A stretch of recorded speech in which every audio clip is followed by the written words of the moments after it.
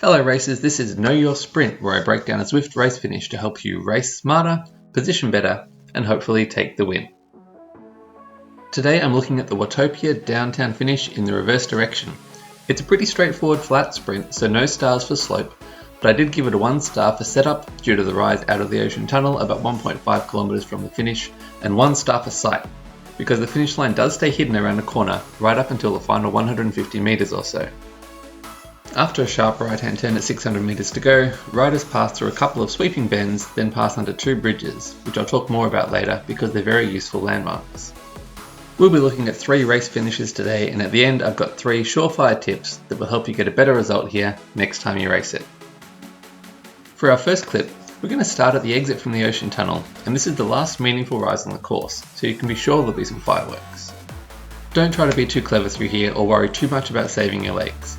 The fact is, you're going to have to burn a match to hold on to the front of the race, so you may as well burn it early, get close to the front as the road levels out, and start your recovery for the final few hundred meters as soon as possible, like our hero does here. This is the last spot for the non-sprinters to make a move, so stay wary, and don't be surprised if there are attacks and counter-attacks launching through this section. If the group stays together though, you have a good few hundred meters here, where you can sit in and recover before things really light up. This corner at 600 meters to go is where a big group is really going to start surging, and you get a nice view up through the field as the road bends left to help you gauge your position. As with any sprint finish though, you do have to watch out for long range efforts, and the bad news for our hero here is that he's too far back to notice that this race is over.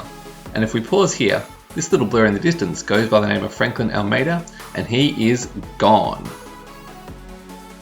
So as we roll forward now, we see an amazing effort from our hero to surge through the field, but that positioning at 500 meters to go has cost him the race, and it might have gone his way if he'd been able to sit up in 5th wheel rather than 20th.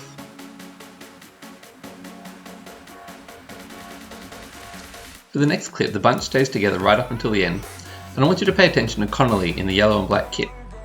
Watch how he hits the gas at the first bridge and quickly builds momentum in that 100 meter stretch to the second bridge.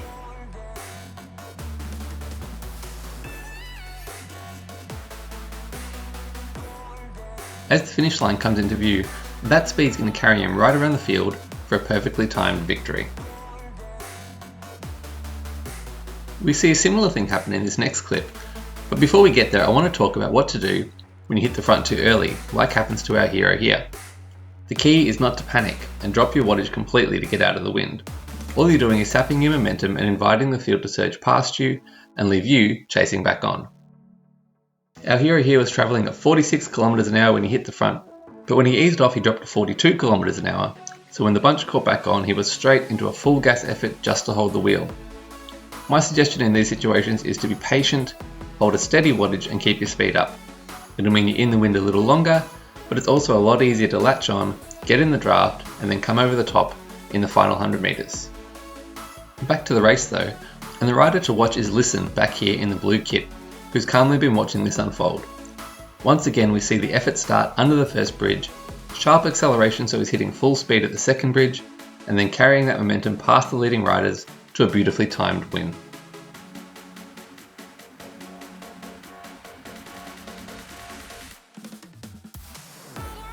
So, top 3 tips for success on this sprint.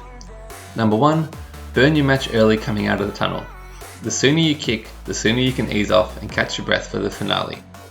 Number 2, don't get too far back. That straight bit of road from 500 meters to go until 350 meters to go is the perfect place for a long attack to catch out the back of the bunch. And number 3, launch under the first bridge at the latest, hit top speed under the second bridge, and you'll be very hard to keep out. Let me know in the comments if you've got any great tips for this or other sprint finishes on Zwift. Thanks for watching, and I'll see you next time.